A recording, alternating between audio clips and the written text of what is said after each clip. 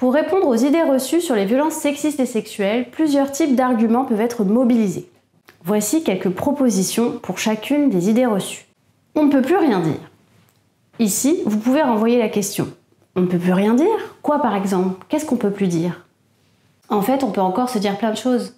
Mais ce que nous dit le Code du travail, c'est que l'on ne peut pas tenir de propos sexistes, racistes, homophobes ou à connotation sexuelle dans le cadre d'une relation de travail, car cela atteint à la dignité des personnes. D'un point de vue sociétal, c'est plutôt un progrès. On peut encore se dire beaucoup de choses à partir du moment où l'on ne met pas ses collègues mal à l'aise et que nos propos ne sont pas à connotation sexuelle ou discriminatoires. Autre objection qu'on entend souvent. Chez nous, c'est pas pareil, c'est accepter ce genre de remarques. Comment y répondre?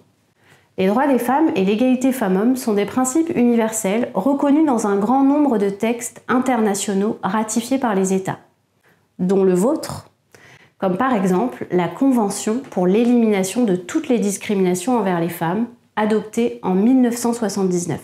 Dans le monde, une femme sur 3 est victime de violences physiques ou sexuelles selon l'Organisation mondiale de la santé, ce qui montre à quel point tous les pays sont concernés. Ce n'est pas parce que les faits ne sont pas dénoncés ou signalés qu'ils sont acceptés par les victimes.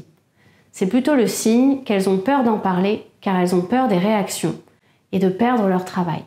Libérer la parole en faisant un sondage anonyme en ligne, en mettant en place des formations et une cellule de signalement par exemple, permet de détecter des situations de violence dans le cadre du travail et de s'assurer que les équipes se sentent en sécurité. Nouvelle objection, elle l'a un peu cherché quand même. Comment y répondre? Une victime n'est jamais responsable des violences qu'elle subit. Le responsable est la personne qui commet ces violences. Dans les situations de violences sexistes et sexuelles, très souvent, l'on a tendance à renvoyer la faute sur la victime en lui disant qu'elle l'a un peu cherché. En même temps, si tu t'habillais pas comme ça, on ne te ferait pas des remarques. Ou elle n'arrête pas de la ramener, pas étonnant qu'elle soit harcelée. Ce réflexe renvoie la faute sur une victime et contribue à minimiser la gravité des faits et la responsabilité des personnes qui harcèlent. Plusieurs études montrent qu'il n'y a pas de lien entre le comportement ou l'habillement de la victime et le risque d'être victime de violence. Bien au contraire, c'est le plus souvent des personnes en situation de vulnérabilité qui sont choisies par les personnes harceleuses.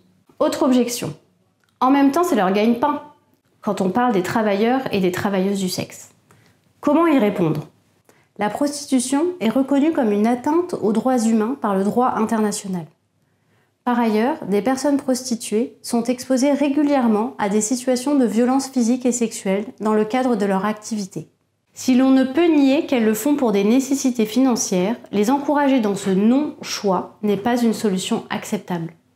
Si leur situation financière vous concerne, rien ne vous empêche de soutenir une association qui accompagne les personnes dans la sortie de la prostitution, par exemple. Dernière objection, les hommes aussi sont victimes de violences. Comment y répondre? Les hommes sont aussi victimes de violences sexistes et sexuelles, et en particulier les mineurs garçons. Les données internationales montrent cependant qu'ils sont moins touchés proportionnellement que les femmes et que les violences sexuelles s'inscrivent également dans une relation inégalitaire et de domination entre les hommes et les femmes. Ceci n'enlève en rien le fait que ces situations sont graves et doivent être traitées si un homme est victime de violences sexuelles de la part d'un autre homme ou de la part d'une femme.